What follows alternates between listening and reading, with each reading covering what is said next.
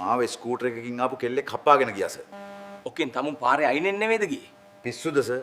මම ගෙදර සාලේ ටීවී බල බල හිටියේ. තාත්තේ අස්වැක් හදන්න ලයිසන් ඕනද?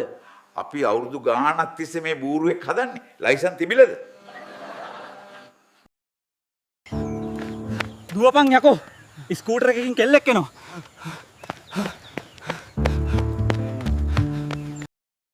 සඳ මිදුලට එනවා නම් නීල් ආම්ස්ට්‍රෝං සඳට ගියේ ඇයි? ඔහු මිදුලට ගියා නම් ඉවරයි නේද? බලන්නකෝ මම කොල්ලෙක් එක්ක යාළු වෙලාලුනේ.